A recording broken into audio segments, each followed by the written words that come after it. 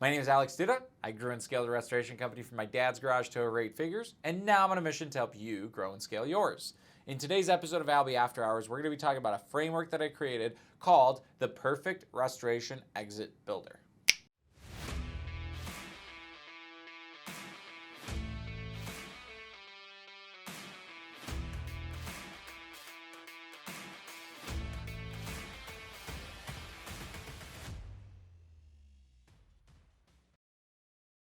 So the other day, I actually just got off the phone with one of my buddies who owns a restoration company out of the LA market, and we were kind of talking about exit strategies and building valuable businesses for the future. And I kind of walked him through this actual perfect restoration exit builder, and he was shocked. And he's like, "Yes, Alex, this is exactly what I need. I need an exit plan." And he was telling me the story about how he built this moving company for the past 20 years. And he built this moving company and eventually decided, hey, this is not really what I want to do, and kind of got burnt down and sold. But he sold it piece by piece. So he sold all of his equipment separately, sold everything. It never phased him to package up the company and kind of sell the company altogether. And I think a lot of restorers kind of think about it this way too. Like, when my father and I were running our restoration company together, like, we didn't really think of, oh, this is a valuable asset that could be sold to somebody in the future. We just kind of thought about, okay, well, it's something that's, feeding our families now and things like those, right? And as you guys see, throughout the restoration industry, there's actually a lot of M&A activity. I have another acquaintance that recently sold his company out of San Diego, and it was life-changing capital for him. He had run same thing for about 8 years, building this company up, had rapid growth, and then ended up selling it to a private equity firm. Now, if you're not really thinking about selling your company anytime soon or really want any of that, I still think you should follow this framework, because whether or not you decide to sell your restoration company, you should still have some sort of idea to get the company to the point where it is sellable, because you never know what happens, guys. I mean, I almost died from COVID last year. You can have something similar happen to you. God forbid, knock on wood, I hope everybody's nice and healthy, but let's say tomorrow you can't work anymore. You can't go and do certain things, or you need capital to help yourselves, right? It's very important for that asset that you work on, your restoration business, for such a long period of time to be liquidatable if you actually need it. So the Perfect Restoration Exit Builder kind of just takes you through step by step how to calculate where you need to be in the future to be able to get that restoration exit that's desired. All right, so step one is find your post-exit amount that is going to support your lifestyle.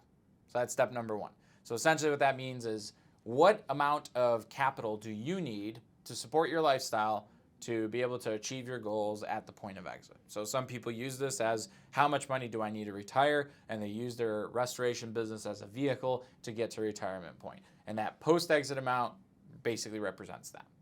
Step number two is going to be taking that amount and dividing it by 81%.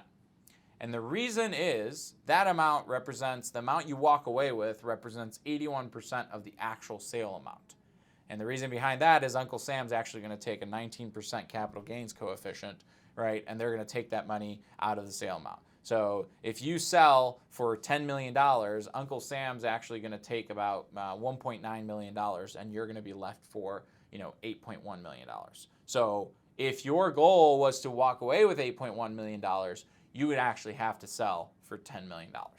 Step three, divide that number by the number 8. Where does 8 come from? There are certain multiples within the restoration industry, and it actually ranges between like 5 to 8. And these are called EBITDA multiples. They're basically multiples of the business. And if you get a higher multiple, you get more valuation. If you get a lower, you get less valuation. The reason behind that is a company that will probably sell at an 8 EBITDA multiple will probably be a more attractive company, exhibiting features like the company runs by itself without the owner being very involved, and it's been rapidly growing. A 5 multiple might be a company that the owner is super hands-on, it hasn't really been growing much, and things like those. So for our target perfect restoration exit builder, we're assuming that we're going to be working on other parts of the business other than just that top line dollar amount. So that's why we're going to choose an EBITDA multiple of 8, and we're going to divide by 8. So step 4 is subtracting your interest, taxes, depreciation, and amortization from that EBITDA number. So we're just basically looking for earnings. So essentially the way EBITDA is calculated is actually called earnings before interest, tax, depreciation, and amortization. So it's essentially like an accounting term, right? So EBITDA, we calculated earlier when we divided by 8. Now what we're going to do is we're going to take away the A, the T, the D, and the I, right? And just get earnings, right? So you could subtract them if you know them by looking at your profit and loss statement. You could also ask your accountant what those are. A lot of times, typically, you're looking for your net income, right? Because a lot of times, if you're running your business on your books, you look at your net income before the accountant adds all that depreciation, interest, and things like those. So essentially, step number 4 is going to be subtracting the EBITDA from the EB, and then basically you're looking at those earnings. Step number 5 is going to be taking those earnings and dividing them by your target net profit percentage. If you don't know what you should be targeting, you could use 20%. So take those earnings and divide them by the 20%. And the reasoning behind that 20% is just what I've seen as industry average net profit. But if you're way more profitable, divide it by a higher profit margin. If you're less profitable, you'll divide it by a lower one. And essentially, what that'll give you in the end is the amount of revenue that you need to get that perfect exit. We're working our way backwards. Now, step number 6 is subtracting your current revenue from that future revenue that you'd like to have. So essentially what this will do is it'll show you how much more revenue you have to grow to get to that perfect exit amount. Step number 7 is dividing that difference of how much more revenue you have to grow by your existing revenue and multiplying that by 100. And what this will give you is the percentage of total growth that you're going to need to do in order to get from where you're at right now to your perfect exit. And now the last step to this is you're going to take that growth percentage and divide it by the number of years you expect to get to that exit. So if you're expecting to do that in 5 years, you would divide by 5. If you're expecting in 10, you divide it by 10.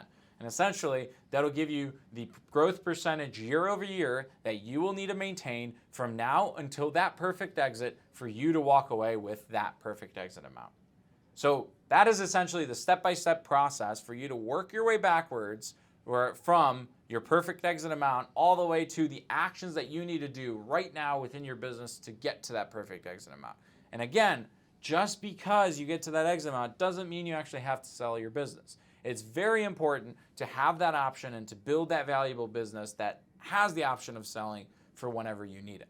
Now, I know this is a very hard exercise, and especially watching a YouTube video, it might be pretty hard to jot down all these steps and walk it step by step. So in the link below, I actually included a calculator that you guys can access, and you play around with different dials to kind of tweak in. This video was more to kind of talk to you about the methodology and the thought process behind coming up with the perfect exit builder. But in that calculator, you'll have an easy to use drag and drop functionality that will allow you to know exactly what you need to do to get to your perfect exit. I'm super excited to see all of you grow and scale your restoration companies just like I did. If you want more tips on growing and scaling your restoration business, please hit the like button below, subscribe to my YouTube channel, and feel free to add me on social media. Till next time, I'm Alex Duda.